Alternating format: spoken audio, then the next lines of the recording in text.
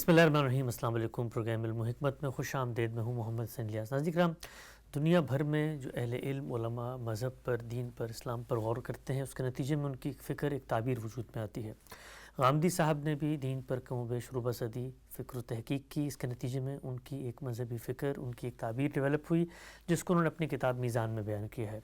غامدی صاحب کے افکار و نظریات پہ دنیا بھر میں تنقیدات بھی ہوتی ہیں، لوگ اس کی توضیح بھی طلب کرتے ہیں۔ اس چیز کے پیش نظر ایک بہت مفصل سیریز غامدی صاحب نے کی، جو یوٹیوب پہ اویلیبل ہے، دنیا بھر میں لوگ اس کو دیکھتے ہیں۔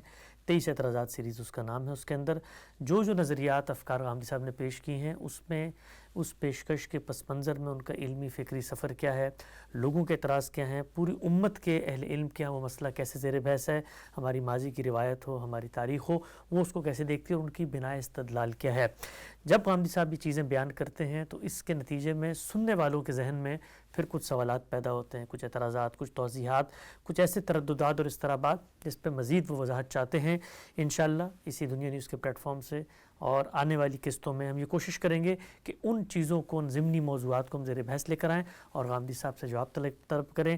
اسی سلسلے کو لے کر حاضر خدمت ہے سابق کمال سے تشریف فرمائیں جناب جاوید احمد غامدی صاحب۔ السلام علیکم غامدی صاحب۔ وعلیکم السلام۔ ہم سے بہت شکریہ آپ کے وقت۔ غام صاحب، ہم نے آپ سے کم و بیش کوئی 20-25 کے قریب قسطوں پر مشتمل سنت کے حوالے سے گفتگو کی ہے۔ غام صاحب نے اپنا پورا مفصل نقطہ نظر 23 اعتراضات کی سیریز میں بیان کیا ہے۔ لوگ اس کو سننا چاہتے ہیں، یہ بات شروع کہاں سے ہوتی ہے، قرآن مجید کیا کہتا ہے، پیغمبر صلی اللہ علیہ وسلم، صحابہ کرام کا اسوہ، پوری امت کی علمی تاریخ امام شافعی سے لے کے سرخسی تک وہاں دیکھی جا سکتی ہے۔ ہم سب جو کچھ آپ نے پیش کیا ہے اس کو سمجھنے میں مختلف لوگوں کو بعض ترددات ہوتے ہیں، تو میں ایک ایک کر کے سوال آپ کی خدمت میں رکھتا ہوں۔ یہ پہلا سوال ہے کہ ختنے کو آپ سنت مانتے ہیں۔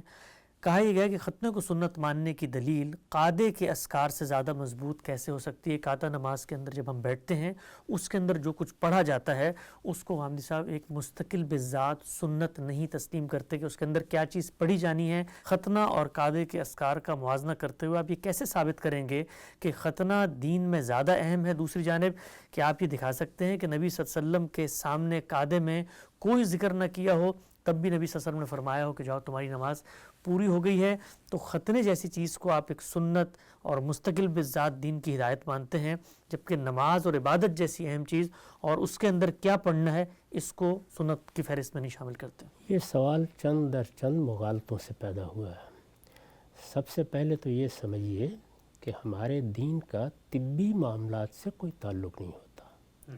طبی معاملات کے لیے انسانی عقل کو اللہ تعالیٰ نے بہت کچھ فراہم کیا ہوا ہے، چنانچہ ہم تحقیق کرتے ہیں، علاج دریافت کرتے ہیں۔ اس وقت اگر غور کر کے دیکھیں تو جراحی ایک معجز چیز بن چکی ہے۔ یہ سب چیزیں اللہ تعالیٰ ہی کی عنایت اور اسی کی نعمت ہیں۔ دین کا موضوع تزکیہ و تطہیر ہے۔ قرآن مجید نے اس کو انہی لفظوں میں بیان کیا ہے۔ تزکیہ و تطہیر یعنی ہمارے بدن کی صفائی، بدن کی پاکیزگی، ہمارے خور و نوش کی پاکیزگی، ہمارے اخلاق کی پاکیزگی، یہ چیز دین میں ملحوظ رکھی گئی ہے۔ عبادات اسی پاکیزگی کو بڑھانے کا ذریعہ بنتی ہیں۔ دین کی حقیقت اللہ کی بندگی ہے، لیکن اس کے پیش نظر ہدف کیا ہے؟ یعنی جب ہم اللہ کی بندگی کا حق ادا کریں گے تو اس سے کیا ہدف ہے جس کو حاصل کرنا مقصود ہے؟ وہ تزکیہ و تطہیر ہے۔ چنانچہ اس میں جو ہدایت بھی کی جاتی ہے وہ اس مقصد کو سامنے رکھ کے کی جاتی ہے، اس میں کوئی طبی پہلو کبھی پیش نظر نہیں ہوتا۔ اچھا، چنانچہ ختنے کا معاملہ بھی یہ ہے کہ رسالت مآب صلی اللہ علیہ وسلم نے وضاحت فرمائی ہے کہ یہ بدن کی تطہیر کی چیزوں میں سے ہے۔ اچھا، یہ خود حضور نے واضح کر دیا ہے۔ میں نے جب سنت کی فہرست بنائی تو اس میں ان سب چیزوں کو بیان کیا ہے۔ یعنی مثال کے طور پر یہ کہ آپ زیر ناف کے بال مونڈ کے رکھیں گے، آپ ناخن کتروائیں گے، یہ سب چیزیں جن کے درمیان میں ختنہ بیان کیا گیا ہے۔ اور یہ کہا گیا ہے کہ یہ فطرت کا تقاضا ہے۔ فطرت یہ چاہتی ہے کہ تم صفائی اور پاکیزگی اختیار کرو۔ اللہ تعالیٰ کی بارگاہ میں حاضر ہونے کے لیے بھی ہم سے کچھ زیادہ تقاضے کیے گئے ہیں۔ مثال کے طور پر ہم وضو کر کے نماز کے لیے کھڑے ہوتے ہیں، ہم غسل کرنے کو لازم قرار دیتے ہیں۔ یہ سب تزکیہ و تطہیر ہے۔ تو اس میں بھی وہی چیز ملحوظ ہے تاکہ کوئی گندگی، کوئی غلاظت جمع نہ ہونے پائے۔ اس کے لیے اللہ تعالیٰ نے ختنے کی سنت جاری کر دی، اور سیدنا ابراہیم علیہ السلام کے بارے میں ہمیں یہ معلوم ہے کہ انہوں نے گویا اپنی اولاد میں اس کا احیاء کیا۔ اس سے پہلے بھی یقیناً رہی ہوگی، لیکن سیدنا ابراہیم کے بعد جب ایک مسلمان امت کو وجود پذیر کرنے کا معاملہ شروع ہوا تو خاص طور پر اہتمام سے اس کو جاری کیا گیا۔ رسالت مآب صلی اللہ علیہ وسلم نے بھی اس کو اسی طریقے سے جاری رکھا۔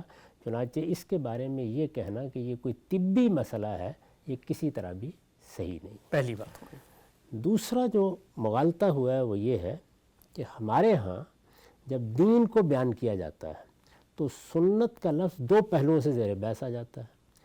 ہم یہ کہتے ہیں کہ یہ حکم تو قرآن میں بیان ہوا ہے، بعض احکام کے بارے میں پوچھا جائے تو یہ بتایا جاتا ہے، ہمارے علماء بتاتے ہیں کہ یہ سنت میں بیان ہوا ہے، جی، یعنی رسالت مآب صلی اللہ علیہ وسلم نے اپنی سنت کے ذریعے سے یہ حکم ہمیں دیا ہے۔ اس کو ایک مثال سے سمجھیے، قرآن مجید میں نماز کے بارے میں کچھ باتیں بیان ہوئی ہیں۔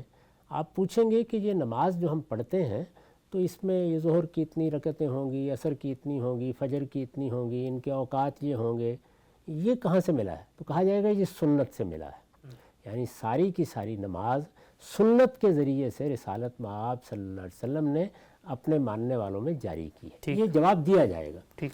اس کے بعد ایک اور جواب دیا جاتا ہے، وہ جواب یہ ہے کہ جب آپ سے خود نماز کے بارے میں گفتگو ہوتی ہے تو ہمارے ہاں فقہا اس کو بیان کر رہے ہوتے ہیں کہ نماز میں اتنے فرائض ہیں، اتنے واجبات ہیں، اتنی چیزیں سنت ہیں۔ اب وہاں سنت ایک بالکل مختلف مفہوم میں استعمال ہو رہا ہوتا ہے۔ اچھا، ان کو بھی در حقیقت یہی مغالطہ ہوا ہے، یعنی وہ ادھر بھی سنت سن رہے ہیں تو وہ سمجھ رہے ہیں کہ جس طرح وہاں سنت کا لفظ استعمال کیا جاتا ہے میں ختنے کے لیے اسی طرح استعمال کر رہا ہوں۔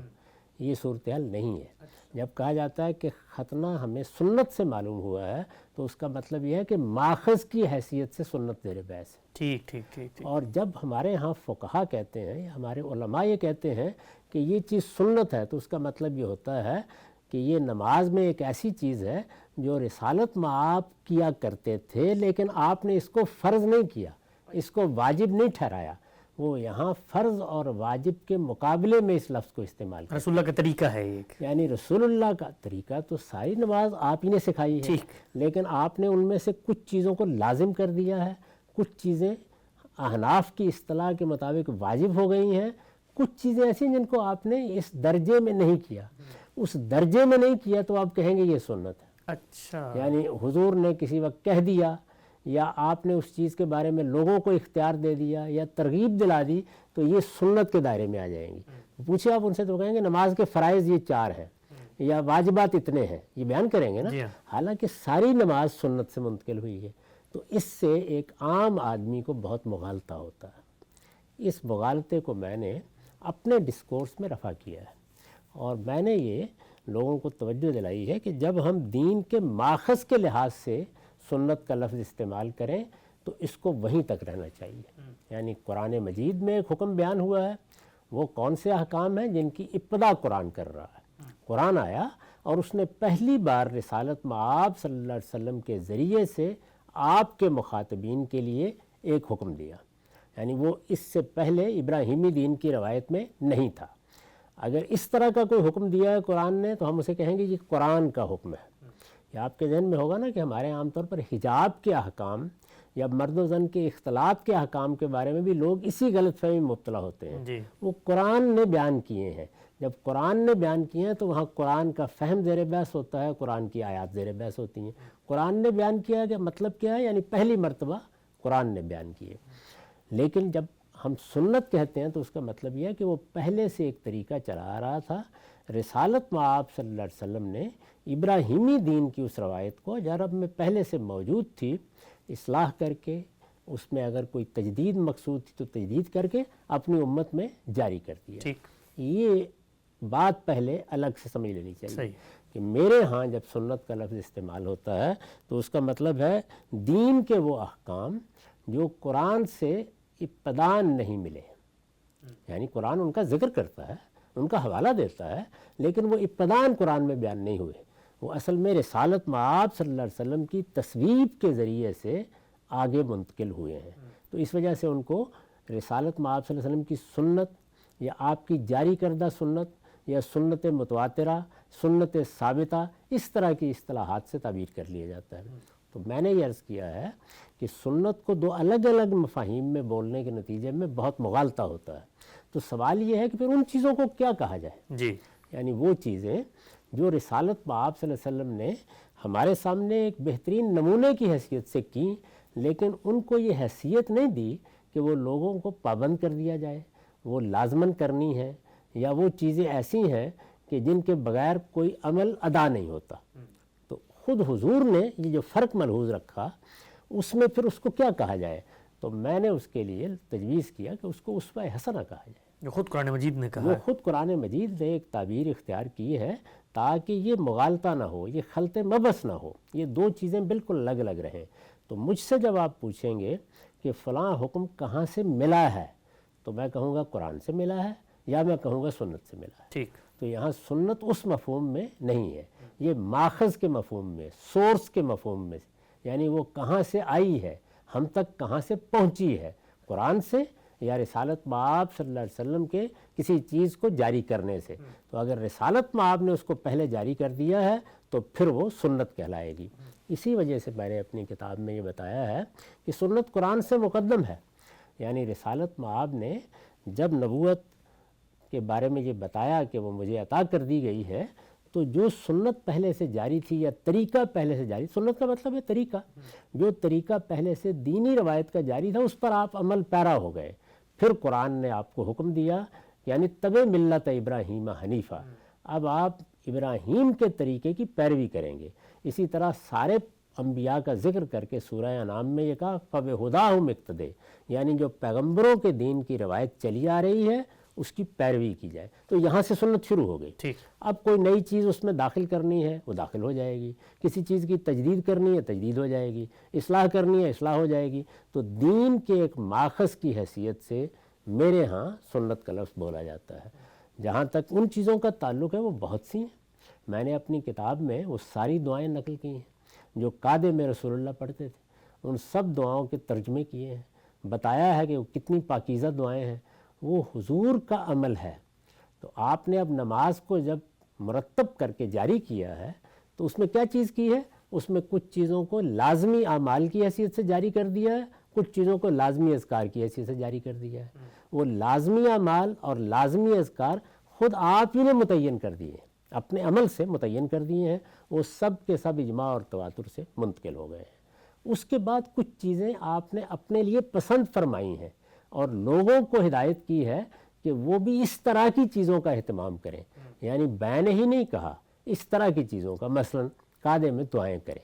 ظاہر ہے کہ قعدے میں دعائیں ہی کریں گے، قعدہ دعاؤں کے لیے ہی مقرر کیا گیا ہے، یعنی وہ جو عمل ہوتا ہے قعدے کا وہ کس لیے ہے، کیوں بیٹھتے ہیں؟ اس لیے بیٹھتے ہیں کہ اب ہم نے اللہ کی حمد و ثنا کر لی، تسبیح کر لی، ہم نے رکوع کر لیا، ہم نے سجود کر لیا، اب اللہ کی بارگاہ میں بیٹھ کے ہم دعا و مناجات کریں گے۔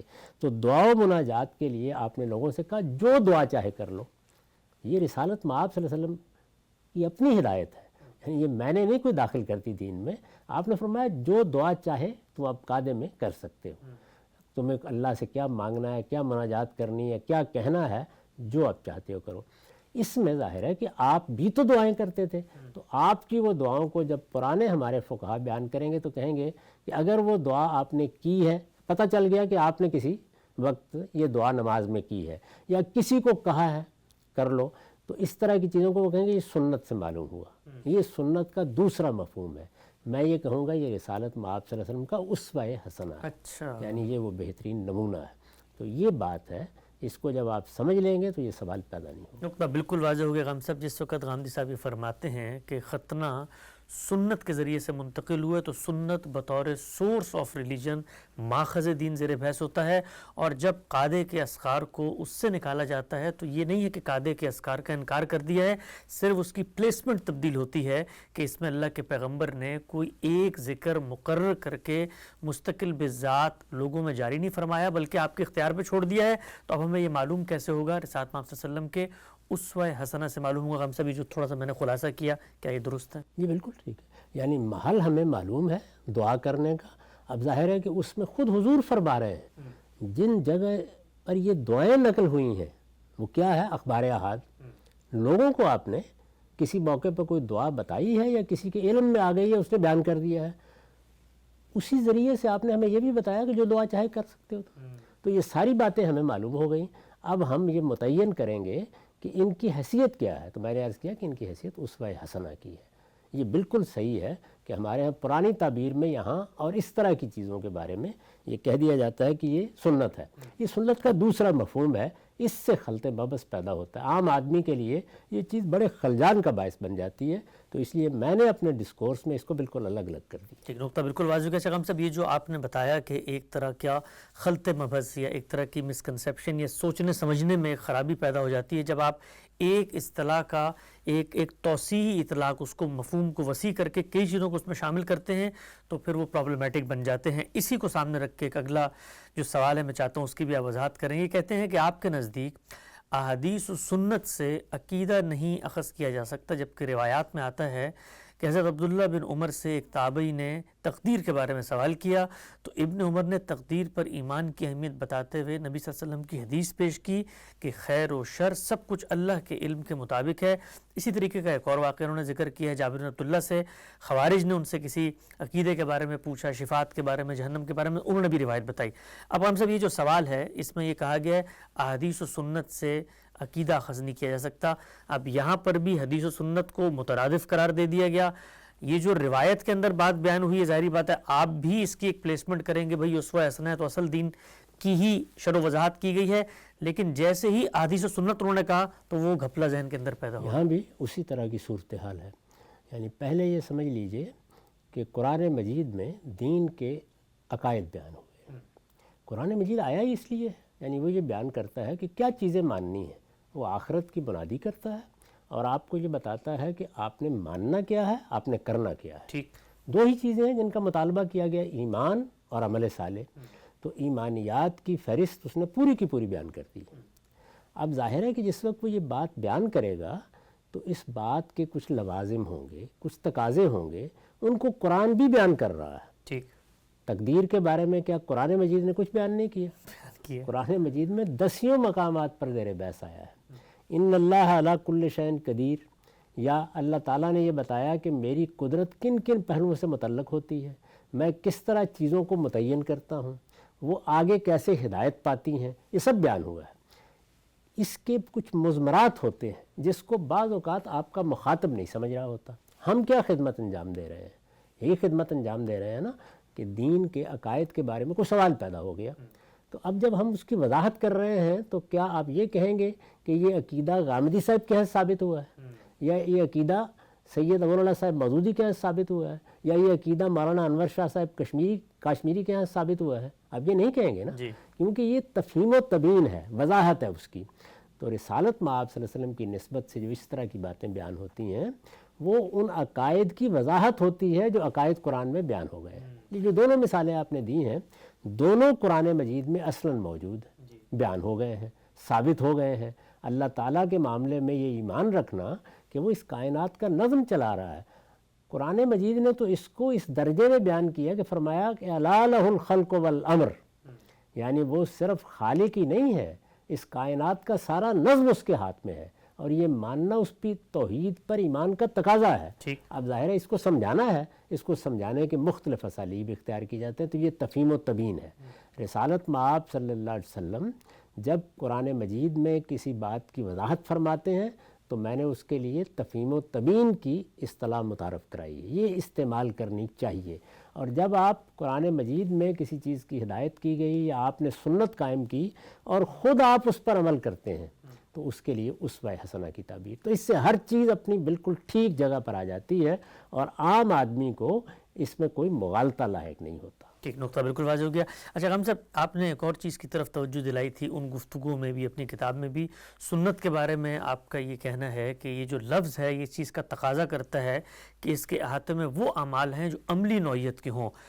ہم نے یہ دیکھا جس طرح پچھلی مثال میں بھی زیر بحث آیا کہ ہمارے علماء سنت کے اس مفہوم میں نہ صرف یہ کہ عملی چیزیں بلکہ جو نظریاتی چیزیں ہیں, عقیدے ہیں, علم کی چیزیں, اس کو بھی شامل کر لیتے ہیں.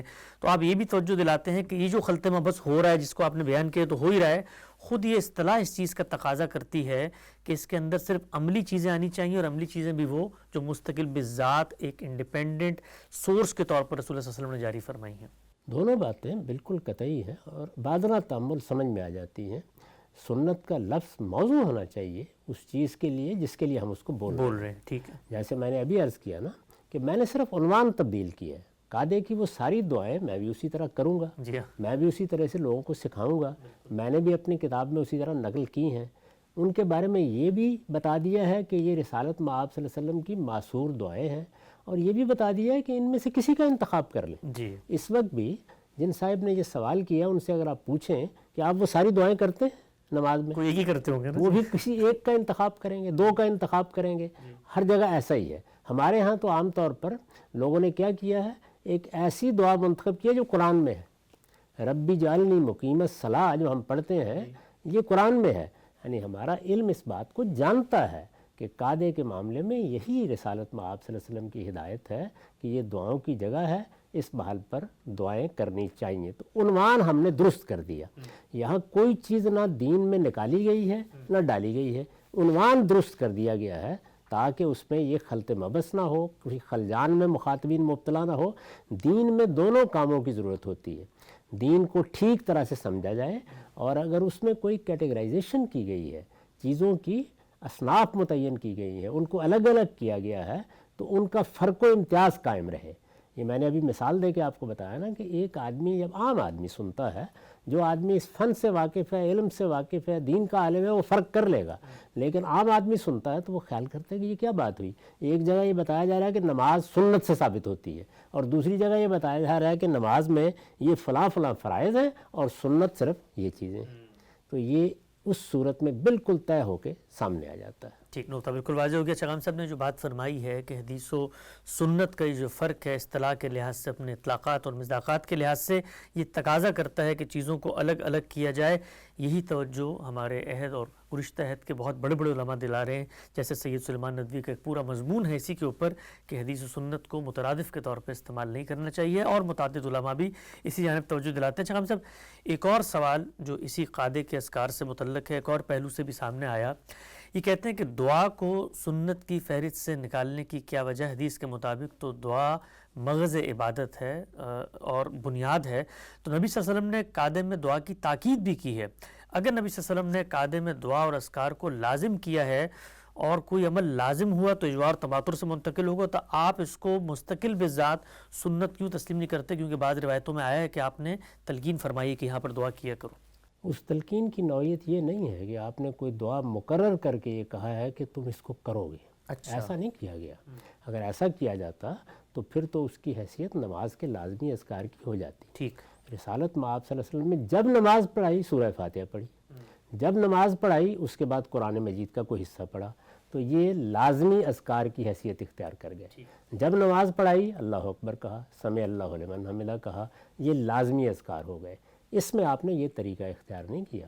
اس میں کیا شک ہے کہ نماز اصل میں ہے ہی دعا، آپ دعا ہی سے ابتدا کرتے ہیں۔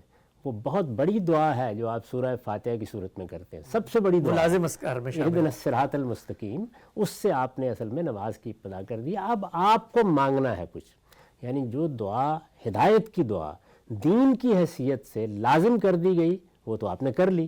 اب آپ کو روٹی مانگنی ہے، کھانا مانگنا ہے، اللہ تعالیٰ سے رحمت مانگنی ہے، کرم نوازی کی درخواست کرنی ہے، یہ اب آپ کی احتیاجات ہیں۔ اس کے لیے قادے کو خاص کر دیا گیا ہے کہ ہاں دعائیں کر لیں آپ نے جتنی کرنی ہے۔ ہمارے یہاں تو لوگ وہاں نہیں کرتے، نماز پڑھنے کے بعد کرتے ہیں، جبکہ وہ مقرر کیا گیا ہے۔ اس میں اب حضور نے پھر ہماری رہنمائی فرمائی ہے، یہ لازم نہیں کیا آپ نے وہاں۔ اگر آپ لازم کر دیتے تو پھر تو کسی کے لیے سر منہ انحراف کی گنجائش ہی نہیں تھی۔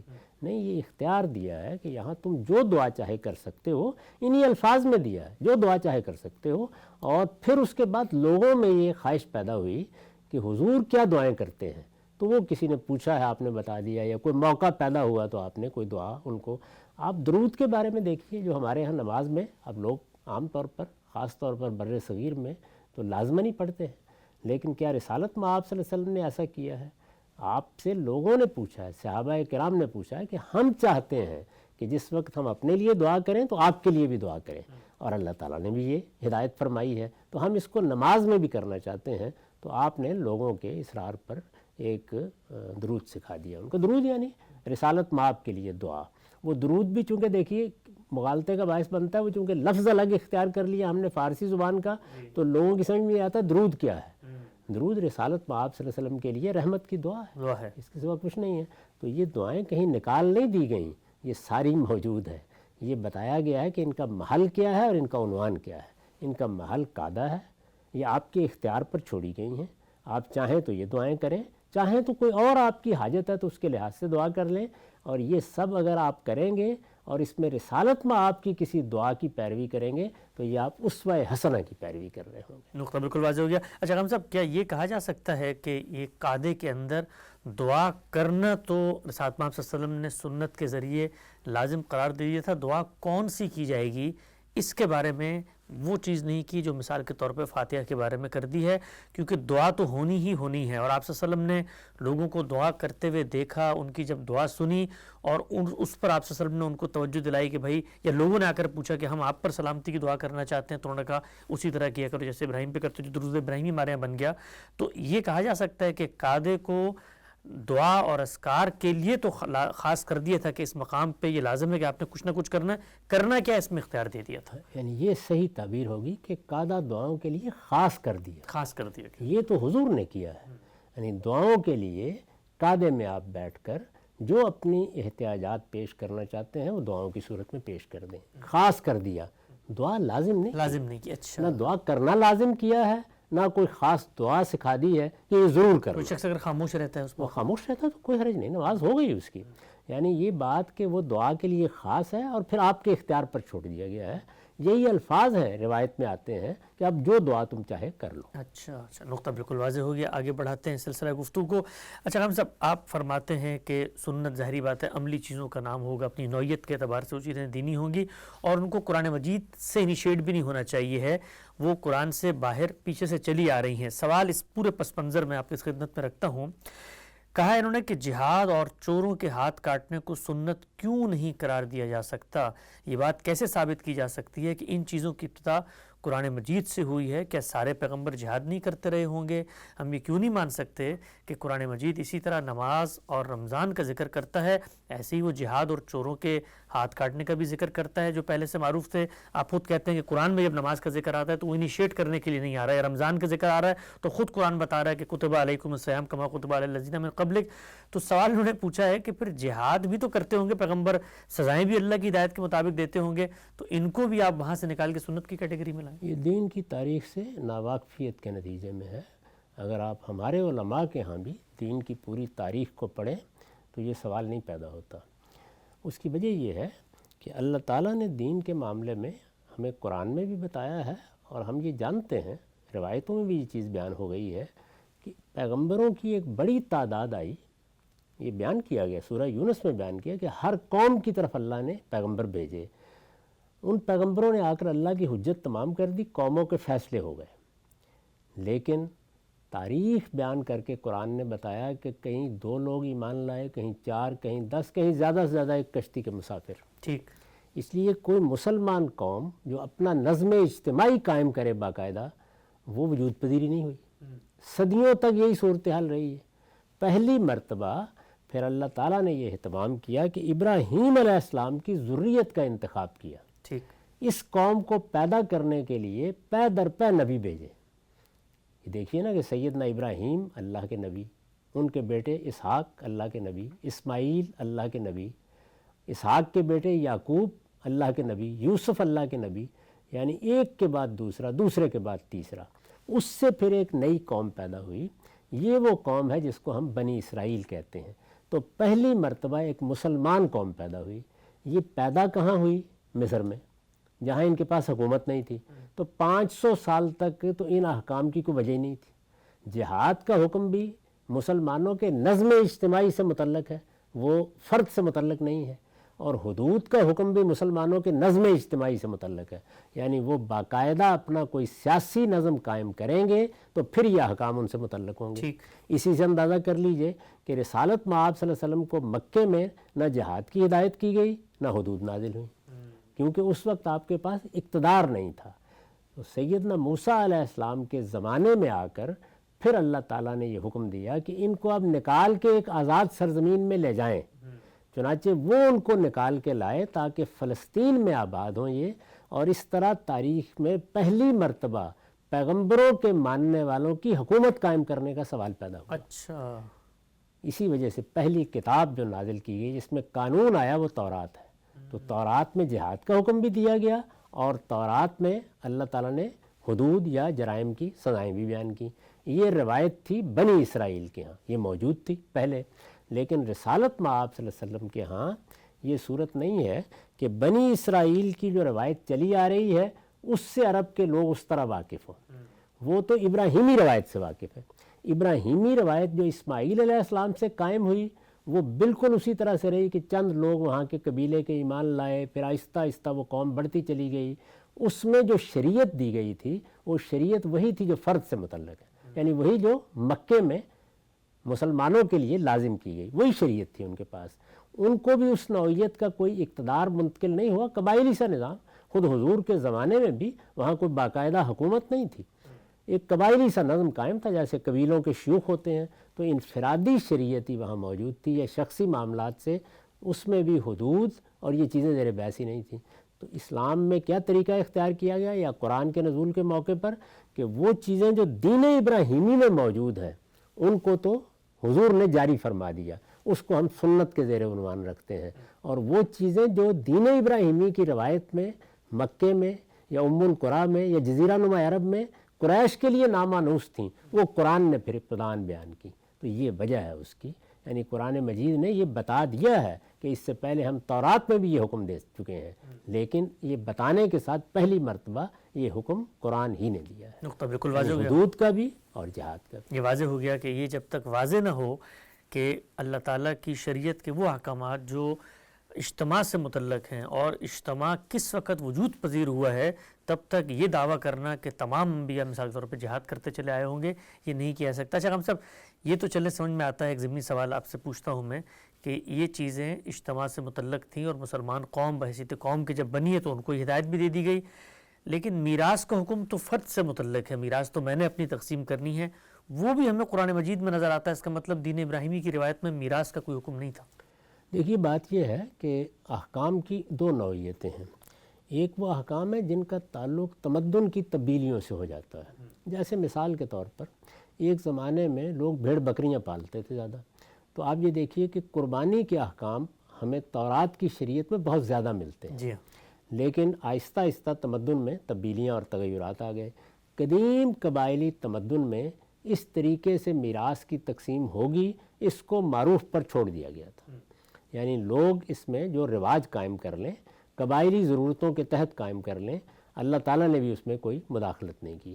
جب اب موقع آ گیا اس بات کا کہ مسلمان اب قبائلی زندگی میں نہیں رہیں گے بلکہ وہ باقاعدہ ایک نظم کے ساتھ اب دنیا بھر میں پھیلیں گے، دنیا کی مختلف قوموں میں جائیں گے، اور اس میں حضری تمدن پیدا ہوگا، یعنی شہری تمدن بھی پیدا ہوگا، اس میں اس طرح کی برادریاں نہیں رہیں گی، تو متعین احکام دیے گئے۔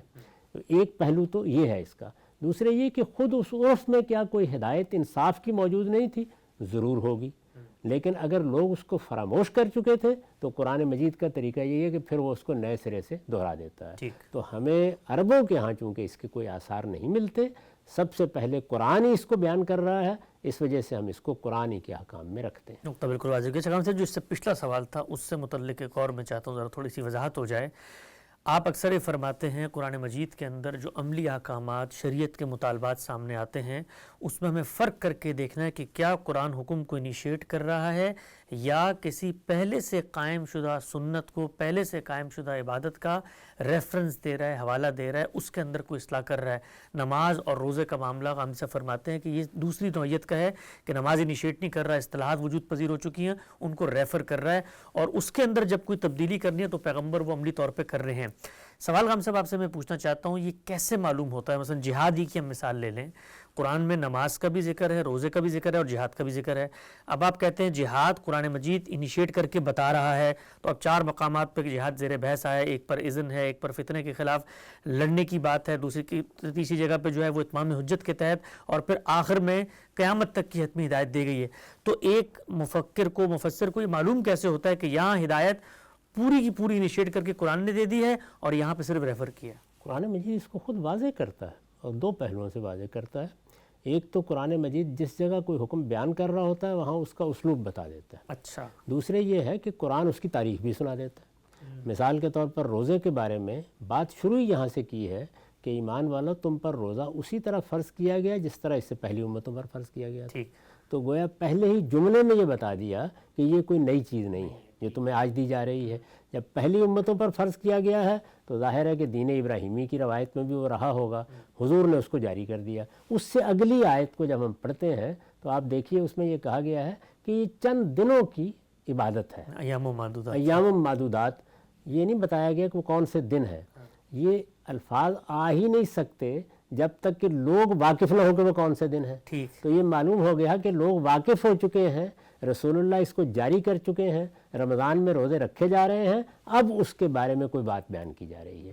تو کبھی تو ایسا ہوتا ہے کہ وہ لفظوں میں بھی بیان کر دیتا ہے کہ یہ ماضی کی چیز ہے اور اس طرح کے قرائن بھی اس میں ہوتے ہیں، اور کبھی یہ ہوتا ہے کہ اس کی پوری تاریخ بیان کر دیتا ہے. مثلا نماز کے بارے میں یہ بتایا کہ سب انبیاء کو اسی طرح دی گئی. سیدنا موسیٰ کو کب دی گئی، ابراہیم علیہ السلام کو کیا کہا گیا، جب انہوں نے حرم کی تعمیر کی تو یہ مسجد کے طور پر بنائی گئی، یہ نماز کے لیے بنائی گئی، یہ سب باتیں بیان کی. حج کے بارے میں اسی طرح سے بیان کر دیا. تو قرآن مجید پھر اس کی پوری تاریخ کو بھی بیان کر دیتا ہے. اب حج ہی کو دیکھ لیجئے نا، تو یہ بتایا گیا کہ ابراہیم نے اس طرح اس گھر کی تعمیر نو کی، اس کے بعد اعلان کیا کہ لوگ اب آئیں اور اپنی دبلی اونٹنیوں کے اوپر سوار ہو کر ان راستوں سے گزرتے ہوئے آ کر اللہ کی بارگاہ میں حج کا فریضہ ادا کریں. یہ پوری بات بیان ہو گئی. تو ہمیں معلوم ہو گیا کہ تاریخ یہ ہے، بات یہاں سے شروع ہو گئی ہے. تو قرآن مجید کو تدبر کے ساتھ پڑھنے کے بعد اس طرح کے سوالات نہیں پیدا ہوتے. نقطہ بالکل واضح ہو گیا. سنت کا جو تصور غامدی صاحب اپنی گفتگو میں، اپنی سیریز میں، اپنی کتابوں میں بیان کرتے ہیں، اس پر ضمنی، توضیحی، اطلاقی نوعیت کے کچھ اشکالات، مسنگ لنکس ہیں، کوئی تنقیدی چیزیں غام صاحب زیر بحث لے کر آ رہے ہیں. وقت یہاں پہ ختم ہوتا ہے، دوبارہ حاضر خدمت ہوں گے. اب تک آپ لوگ کا بہت شکریہ.